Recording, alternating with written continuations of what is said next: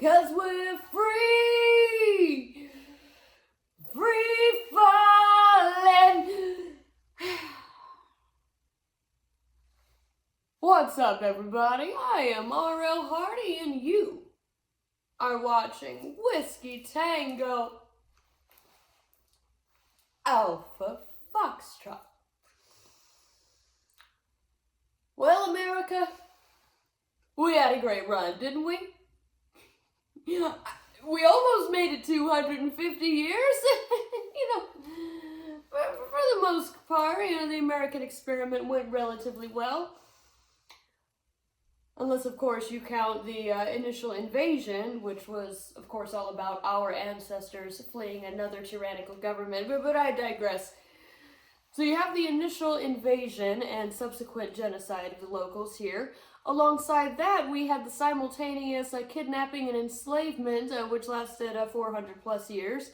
And then not long after that was resolved, we had a world war preceding a massive market crash right after a global pandemic, a little bit before another world war. And just in this past half century alone, we had the civil rights assassinations, we had the Cold War, AIDS, WMD hunts, we had a massive recession, another pandemic, an attempted coup, a successful coup, another world war, and now we are watching the decimation of human rights and erosion of American values. It was great while it lasted, huh?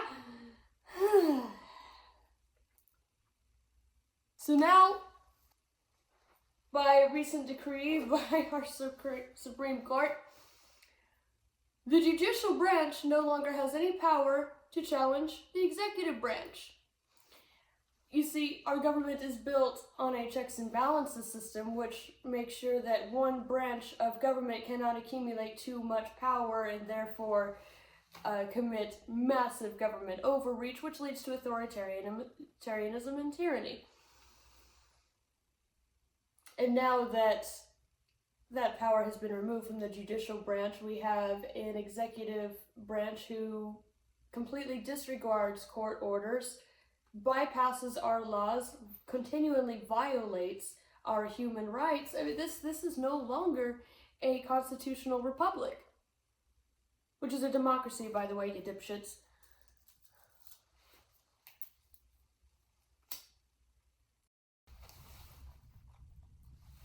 Fascism is alive and thriving in these divided states of America.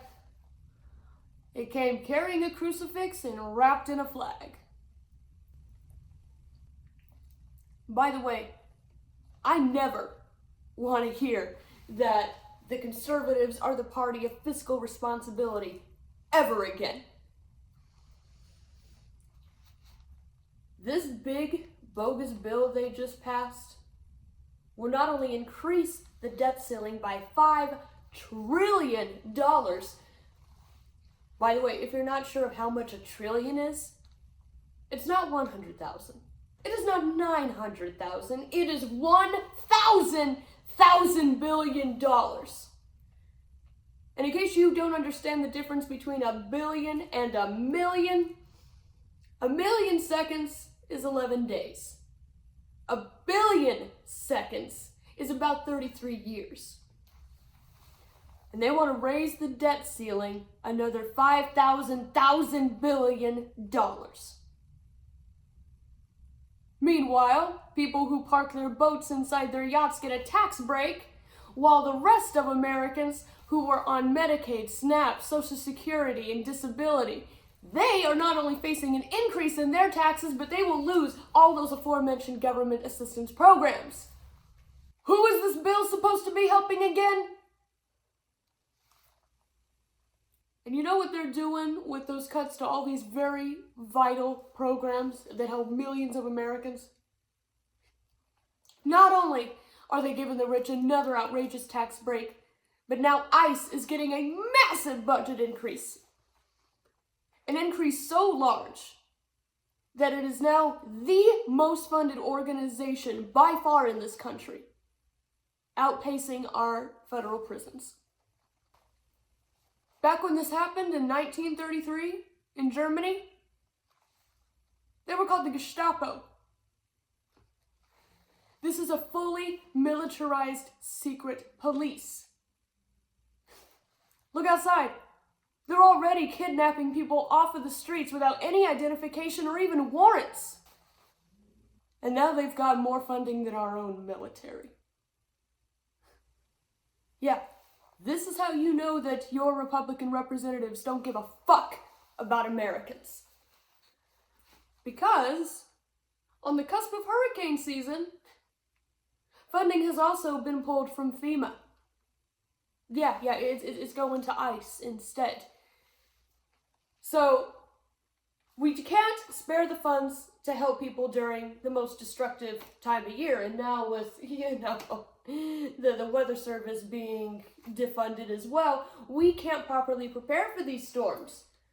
So instead of, federal aid to places like Florida, one of the reddest states in this country, that is also where they have officially constructed alligator Auschwitz. Actual concentration camps, only this time with a modern twist. A moat filled with alligators. You get past the guards, you won't get past the gators. And what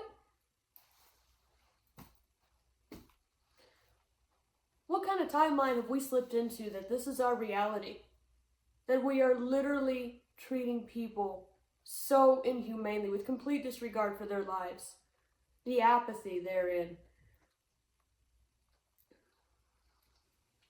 I know I've pissed a lot of people off lately with comparing modern times with 1933 Germany.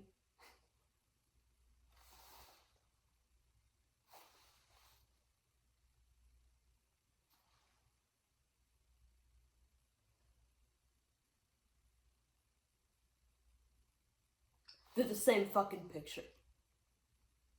Give or take a century. So what it all comes down to is that they have the means, the funding, the resources to build alligator Auschwitz in a matter of days, means that all this time we have had the funding, the resources, the means to help the people who actually need it the most. Like housing the homeless, feeding the hungry, healing the sick. Like Jesus. But nah, they'd rather systematically punish, impoverish, exterminate, and enslave everyone else, all the while enriching themselves. Which is exactly what the fucking Holocaust was!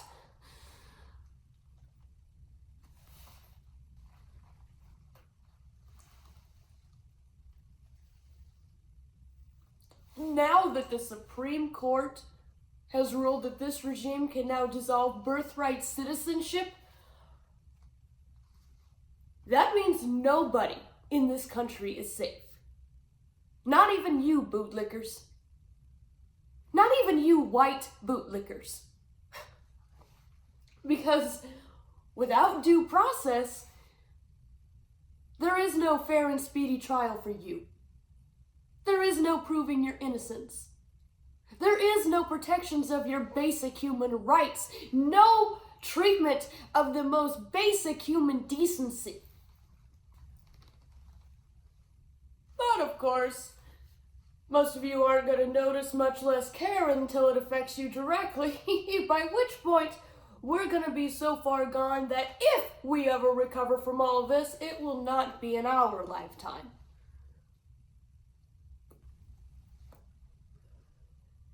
And this big bogus bill, which rewrites our laws and constitutional protections to such a point that our human rights can continually be violated with impunity, the Senate almost kept it from passing. One vote away from tilting the scales back towards sanity, and the one who held that very particular vote was none other than the spineless coward by the name of Lisa Murkowski. Senator to Alaska, not even her constituents were really worried about it. Because in the past, she had been known to stand up to this regime before. And she has boasted repeatedly about how she would never vote for this bill. Of course, it was only just a few months ago that she actually admitted out loud into a microphone of how much she feared retaliation from this regime, how much she and her colleagues feared retaliation from this regime, how retaliation is real. And what the fuck are you doing in a leadership position? Yeah, I get it. Stress is high, dangers are high, the pressure is on. Look, that is exactly why not just anyone can do these goddamn jobs. And if you're the kind of spineless, feckless, hypocritical, weak-minded, pathetic little worm that would actually go back on your word, that would accept a carve-out that is specifically for your state, which is only gonna last for 1 fucking year, by the way, in exchange for your yay vote on what will inevitably screw over the rest of this country, then you are a disgrace to your oath, your office, and every ideal you claim to stand for. And what do you think is going to happen when that little 1-year exemption runs out for your constituents, huh? What, you think the consequences are going to outlive you? With the way you folded Lisa Murkowski like a cheap fucking napkin, as if we the people are not going to remember this, I would not be surprised if you yourself come out with a cancer admission within the year. But hey, since you get to keep your taxpayer-funded healthcare, I guess it's not going to bother you that much. And now, when the bill came from the Senate back to the House for the final vote, and this vote has lasted longer than any other vote on any other issue in our nation's history, by far. By decree of Speaker MAGA Mike Johnson, that because of a technicality, which states that there is a minimum time limit for voting, but no maximum. Which means that he can keep the voting open as long as he wants, and he has declared that he would, until he gets the votes that he wants. Which means by their decree, it's either they win or they keep us in stalemate until they win. And they'll incinerate the board in the meantime. This bill has record low support from legislators as well as their constituents. And yet, the shriveled up, bug-eyed snapping turtle worth $50 million fucking dollars, known as Moscow Mitch McConnell, says to just ignore your constituents. They'll get over it. Pretty sure the kid with an empty stomach because they lost their food stamps isn't just gonna get over it, Mitch. And even then, as the bill returned from the Senate back to the House, a few Republicans who initially voted yay on it rescinded that vote. And of course, right on cue, a handful of MAGA Republicans went on to publicly threaten and shame and blackmail, probably, these other Republicans into supporting that bill. They were literally saying that they should be choosing party over country, loyalty over integrity, that they should be backing the president no matter what, even though their oath is to the Constitution and not to one man holding a temporary office.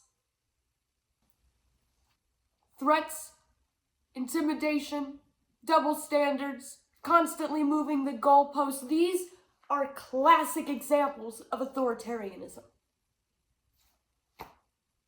We're here, folks. We have arrived. America, which so many people have taken for granted, is dead. Unless we start some serious resuscitation before total brain death. Happy fucking birthday, America. Rest in peace.